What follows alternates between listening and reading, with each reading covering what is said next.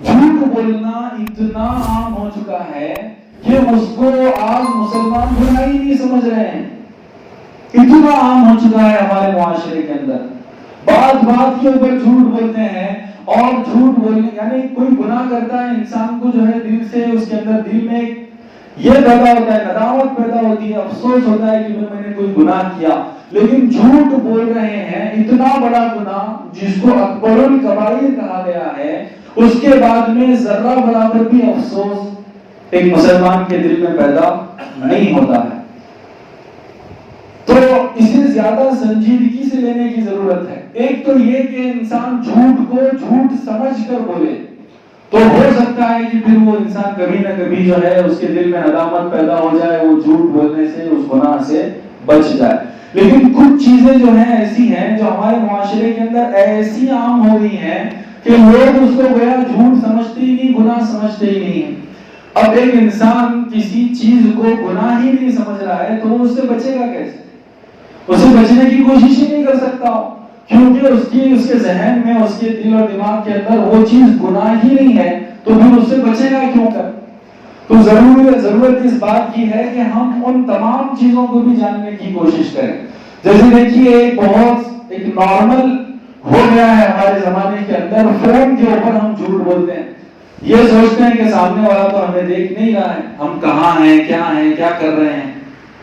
عموماً جو ہے جب ہم کسی کو وقت دیتے ہیں کہ بھائی میں 10 بجے صبح میں آ جاؤں گا, اب وہ بیچارہ 10 بجے آ کر کے ہمارا انتظار کر رہا ہے, فون پر فون لگا رہا ہے کہ بھائی کہاں ہو.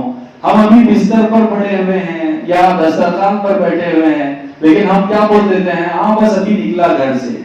یہ کیا ہے؟ یہ جھوٹ ہے. اور کیسا جھوٹ ہے؟ اکبر الکبائر ہے. کبیرہ گناہوں میں بھی بہت بڑا گناہ. اور بعض لوگ تو حد ہی کر دیتے ہیں, بس 2 منٹ میں پہنچا, اور 1 گھنٹہ ہو رہا ہے ابھی تک پہنچنے کے لیے تیار نہیں ہے. تو بہرحال یہ گناہ ہے, اس کی گناہ ہونے کا احساس ہمارے دلوں کے اندر پیدا کرنا چاہیے. ایک بہت نارمل ایک چیز اور یہ ہو رہی ہے کہ جھوٹی سرٹیفکیٹ بناتے ہیں ہم لوگ. جیسے کوئی انسان جاب کر رہا ہے کہیں پر, اب اس کو چھٹی لینے کی ضرورت ہے, کہیں کام کر رہا ہے, کسی کمپنی میں جاب کر رہا ہے, اب چھٹی وہاں پر اکثر ملتی نہیں ہے. تو چھٹی لینے کے لیے وہ سرٹیفکیٹ بنواتا ہے, اپنا میڈیکل سرٹیفکیٹ. وہ میڈیکل سرٹیفکیٹ کی بنیاد پر اس کو کمپنی سے چھٹی مل بھی جاتی ہے. لیکن اس میڈیکل سرٹیفکیٹ کے اندر وہ سب کچھ جو لکھا ہوا ہوتا ہے وہ جھوٹ پر مبنی ہوتا ہے. ایک بات بھی اس میں سچ ہوتی نہیں ہے. یہ بالکل ہٹا کٹا ہے, تندرست ہے, صحت مند ہے. اس کے اندر یہ لکھا ہوتا ہے کہ یہ آدمی بیمار ہے, اس کو جو ہے آرام کی ضرورت ہے. یہ بول کر کے جو ہے یہ لکھوا کر سگنیچر جو ہے کسی ڈاکٹر کی کر کے جو ہے میڈیکل سرٹیفکیٹ تیار کی جاتی ہے. اب آپ سوچیے کہ کیا یہ میڈیکل سرٹیفکیٹ اس طرح کی تیار کرنا, کیا یہ جھوٹ کے زمرے میں نہیں آتا؟ یہ جھوٹ ہونے سے بھی بڑھ کر کے ہے, کیونکہ دیکھیے اس کے اندر کتنی ساری برائیاں شامل ہو گئی. ایک تو یہ کہ خود ہم جھوٹ بول رہے ہیں اس سرٹیفکیٹ کے ذریعے. دوسرا, جس کے پاس سے ہم سرٹیفکیٹ بنوا رہے ہیں اس کو بھی جھوٹ میں مبتلا کر رہے ہیں, ہے نا. وہ سامنے والا جو سرٹیفکیٹ بنوا کے دے رہا ہے ہم کو, وہ بھی تو اس کو بھی تو ہم نے اپنے گناہ میں شریک کر لیا. اور تیسری بات جو ہے, ہم ٹھیک ٹھاک ہو کر کے, بیمار نہیں ہیں, اچھے ہیں, کام کر سکتے ہیں, لیکن پھر بھی ہم کام کی جو چھٹی لے رہے ہیں ہفتہ 10 دن کی یا 4-5 دن کی, تو وہ 4-5 دن کی جو پیمنٹ آئے گی, جو تنخواہ آئے گی, وہ حرام ہوگی, بالکل حرام ہوگی. کیونکہ کوئی ایسا عذر نہیں تھا کہ آپ کام سے چھٹی لے سکتے تھے. جھوٹ بول کر کے جھوٹی سرٹیفکیٹ کی بنیاد پر آپ نے چھٹی لی ہے, تو اتنے دنوں کی, جتنے دنوں کی آپ نے چھٹی لی ہے, اتنے دنوں کی تنخواہ جو ہے آپ کے لیے حرام ہو جائے گی. تو آپ دیکھیے کہ کتنا نارمل اس کو ہم لوگ سمجھتے ہیں, لیکن اس میں کتنی بڑی جو ہے برائیاں شامل ہیں, بڑے گناہ شامل ہیں. تو ایسی ہمارے معاشرے کے اندر بہت ساری چیزیں ہیں جس کو آج کل ہم لوگ گناہ ہی نہیں سمجھ رہے ہیں. تو ضرورت اس بات کی ہے کہ اس کے گناہ ہونے کا احساس ہمارے دل میں پیدا ہو جائے.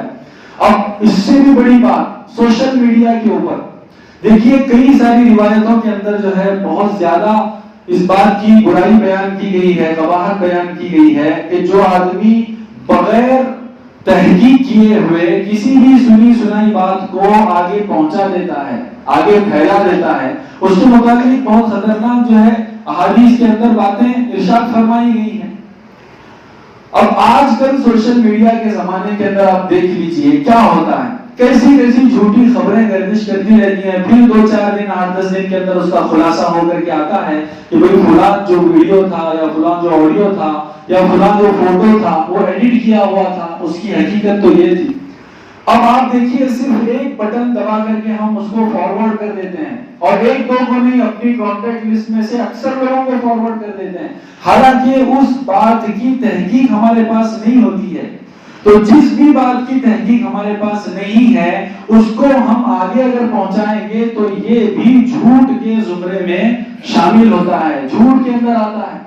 کبیرہ گناہ، جس گناہ کے اوپر جو ہے بغیر توبہ کے معافی نہیں ملتی ہے۔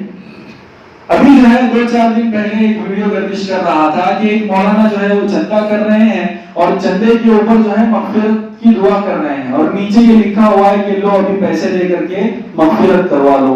تھوڑے ہی دن کے اندر وہ مولانا کا ویڈیو آتا ہے کہ وہ مسجد کا چندہ تھا، اس کو جو ہے غلط طریقے سے پیش کیا جا رہا، اور ہزاروں نہیں بلکہ لاکھوں لوگوں نے اس کو فارورڈ کیا۔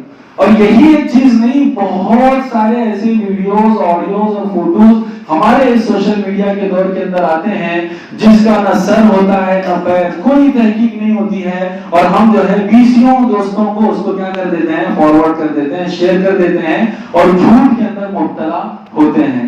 تو اللہ تبارک و تعالیٰ سے دعا ہے کہ اللہ تبارک و تعالیٰ ہمیں اس برائی کی سنگینی کو سمجھنے کی توفیق عطا فرمائے اور اس برائی سے بچنے